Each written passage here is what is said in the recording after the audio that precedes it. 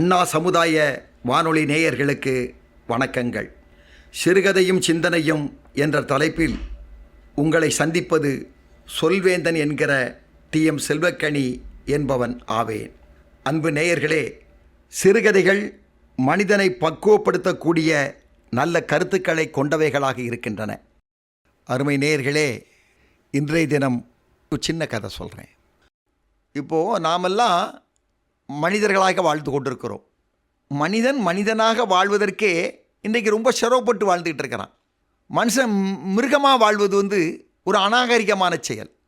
மனிதன் பல நல்ல காரியங்களை செய்யவில்லை என்று சொன்னாலும் அவன் மனித பிறவியின் போது சில நல்ல காரியங்களையாவது செய்துவிட்டுத்தான் வாழ வேண்டும். இல்லை என்றால் மனித பிறவிக்கு அர்த்தமற்றே போகும். அதைத்தான் வள்ளுவன் சொல்வான், தோன்றின் புகழோடு தோன்றுக. ஏதாவது செய்துட்டு நீ தோன்றிவிட்டாய், மனிதனாக தோன்றிவிட்டாய், எவைகளையாவது நல்லவைகளை செய் என்று சொல்லுவார். இப்போ மனுஷன்னா நல்லதை செய்யணும். சாமியார்னா, ஒரு சன்னியாசினா அவனும் ஒரு பக்தி மார்க்கத்தையும் நல்ல கருத்துக்களையும் மக்களிடம் போதிக்கணும். சரி, ஞானின்னு சொன்னால் இந்த உலகம் உயர்வு பெற அவன் தன்னை முழுவதும் இந்த உலகத்திற்காக ஒப்படைக்க வேண்டும். அப்படி பிறந்த ஞானிகள் தமிழில் அதிகமானவர்கள் இருக்கிறார்கள். அருமை நேயர்களே, ஒரு ஞானி இருந்தார். ரொம்ப செல்வாக்கு மிக்கவர், நல்லவர், இரக்க குணம் கொண்டவர், மக்களுக்கு சிறந்த நல்ல கருத்துக்களை சொல்லுகிறார். மனித வாழ்க்கை எப்படி இருக்க வேண்டும் என்று எல்லா இடந்தோறும் சென்று போதித்து கொண்டிருக்கிறார். ஆனால் அவர் ஒரு மலைப்பகுதியில் ஒரு சின்ன குடில் அமைத்து அங்கே வாழ்ந்து கொண்டிருக்கிறார். ஊர் மக்கள், பக்கத்து ஊர் மக்கள், அடுத்த நாட்டு மக்கள் எல்லாருமே அவரிடம் வணங்கி வாழ்த்து பெறுவது வழக்கமாகவே இருந்தது. சிறந்த ஞானி, மக்களால் போற்றக்கூடிய சிறந்த ஞானி, நல்ல தத்துவங்களை மக்களுக்கு போதிப்பதிலும் சிறந்த ஞானி. அப்போது அவருடைய கொள்கை ஒரு 2 இளைஞர்களுக்கு பிடிக்கலை. 2 இளைஞர்கள் இந்த ஞானி மேலே ஏதாவது குறையை கண்டுபிடிக்கணும்னு சொல்லியே அலைகிறாங்க. அது வழக்கம்தான், எல்லா இடத்துலையும் உள்ளது தான். அது நல்லவனு ஒருத்தர் இருந்தால் அவர்கிட்ட என்ன குறையை கண்டுபிடிக்கலாம்னு சொல்லி சுற்றி சுற்றி சுற்றி அலைவாங்க.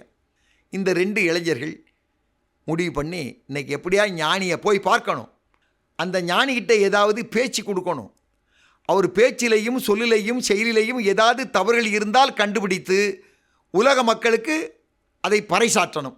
இப்படி ஒரு கெட்ட எண்ணத்தோடு அந்த ஞானியை பார்க்க போயிட்டு இருக்காங்க. போகிற வழியில் ஒரு சின்ன மைனா குஞ்சு கிடச்சிது.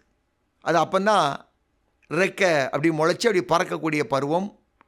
ஏதோ பறக்கும் பொழுது தவறி கீழே விழுந்து மீண்டும் பறக்க முடியாமல் தத்தளித்து கொண்டிருக்கக்கூடிய ஒரு மைனா குஞ்சு. இந்த 2 பேரில் ஒருத்தன் அந்த மைனா குஞ்சை எடுத்துக்கிட்டு நேராக பின் கையில் முதுகு பின்னாடி அதை மறைச்சி ஒரு கைக்குள்ளே வச்சுக்கிட்டு அந்த ஞானியை பார்க்க போய்கிட்டு இருக்காங்க. ஞானி கிட்ட போன உடனே ஞானியை இவங்களும் மற்றவர்களைப் போல் வணங்குகிறாங்க.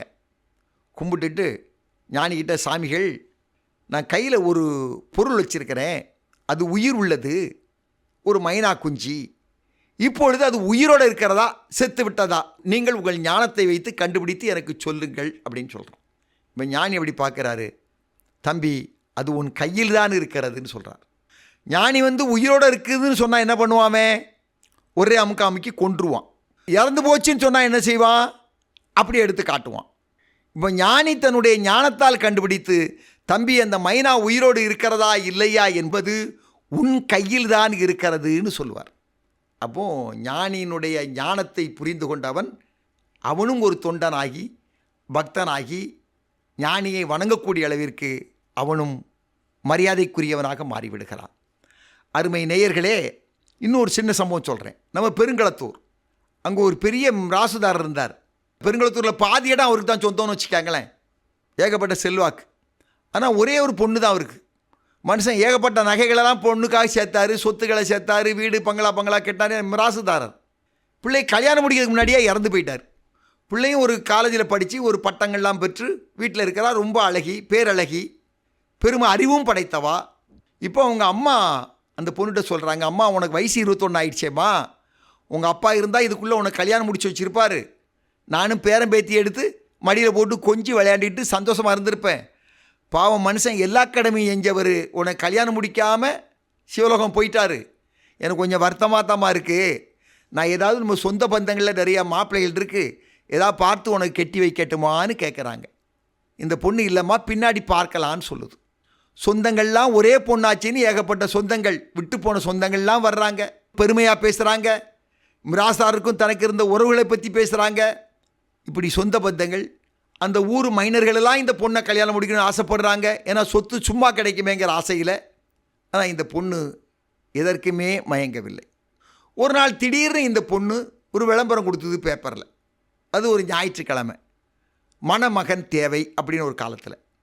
மணமகன் தேவை, வசதியான பெண், படித்த பெண், அழகான பெண், மாப்பிள்ளை மணமகன் மிக அழகாக இருக்க வேண்டும் என்ற அவசியம் இல்லை, படித்தவனாக இருக்க வேண்டும், மனைவிக்கு கொஞ்சம் அடங்குபவனாக இருக்க வேண்டும். இந்த தகுதி உடையவர்கள் இந்த முகவரிக்கு வரலாம் அல்லது இந்த தொலைபேசியில் பேசலாம் அப்படின்னு விளம்பரம் கொடுத்துட்டாங்க. இந்த மகளை, இந்த பெண்ணை கொடுக்குறான். ஏற்கனவே அந்த பொண்ணை கல்யாணம் முடித்தா ஏகப்பட்ட சொத்து நமக்கு சொந்தமாயிருந்து சொல்லி ஆசைப்பட்டு அலையக்கூடிய அந்த இளைஞர்கள்லாம் இப்போ ஃபோன் பண்ண ஆரம்பிச்சிட்டாங்க. நிறைய பேர் வீடு தேடி வந்துட்டாங்க. எல்லாத்தையுமே இந்த பொண்ணு ரிஜெக்ட் பண்ணிகிட்டே இருக்குது. மத்தியானம் 1 மணி ஆச்சு, ஒரே ஒரு ஃபோன் வருது. எதிர்மனையில் அந்த ஃபோனில் பேசுகிறவன், நான் மணமகன் பேசுகிறேன், நீங்கள் யார்னு கேட்குறான். இந்த பெண் ஃபோன் எடுத்து, நான் மணமகள் பேசுகிறேன், நான் உங்களை நேரில் பார்க்க வேண்டும், எதிர்மனையில் கேட்குறான். இந்த மணப்பெண் சொல்லுது, ஏன் தொலைபேசியிலே பேசிக்கொள்ளலாமே? இல்லை, நேரில் பேச வேண்டியதை நேரில் தான் பேச வேண்டும், எனவே நீங்கள் வாருங்கள் அப்படின்னு எதிர்மனையில் பேசுகிறான். வாருங்கள். உடனே இந்த பெண்மணி கேட்கிறாள், எங்கே, எப்பொழுது? தாம்பரம் ரயில்வே ஸ்டேஷனில் இருக்கும் கேண்டீனுக்கு, ரயில்வே கேண்டீனுக்கு வாருங்கள், இரவு 7 மணிக்கு என்று சொல்லுகிறான். நான் ஒரு பெண் பிள்ளை, இரவு 7 மணிக்கெல்லாம் அங்கு வர இயலாது, மாற்று வழி சொல்லுங்கள் என இந்த பெண் சொல்லுகிறாள். அதற்கு அவன் சொல்லுகிறான், இப்பொழுதே நான் உன் வீட்டிற்கு வருகிறேன் என்கிறான். வீட்டிற்கு செல்கிறான். இந்த பெண் நினைக்கிறாள், பெண்ணை அடிமைப்படுத்தும் ஆண் எனக்கு தேவையில்லை என்றுதான் விளம்பரம் கொடுத்தேன்.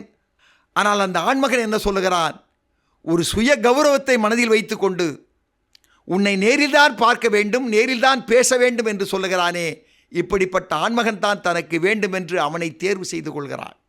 அருமை நேயர்களே, எப்படி அந்த இளைஞன் மைனா குஞ்சை தன் கையில் வைத்து கொண்டு இது உயிரோடு இருக்கிறதா இல்லையா என்று அந்த ஞானியிடம் எப்படி கேட்டானோ, அதை போலத்தான் இதுவும் ஒரு பெண்மகளை ஒரு ஆடவனிடம் ஒப்படைக்கின்ற பொழுதோ, அல்லது ஒரு ஆடவனை ஒரு பெண்மகளிடம் ஒப்படைக்கின்ற பொழுதோ, இந்த மைனா குஞ்சியின் கதை தான் இதுவும்.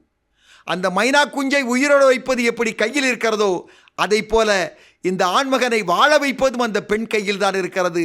அந்த பெண்மகளை சுய கௌரவத்தோடு உயர்த்தி பிடிப்பதும் இந்த ஆண் கையில் தான் இருக்கிறது என்பதில் எந்த ஐயப்பாடும் யாருக்கும் கிடையாது.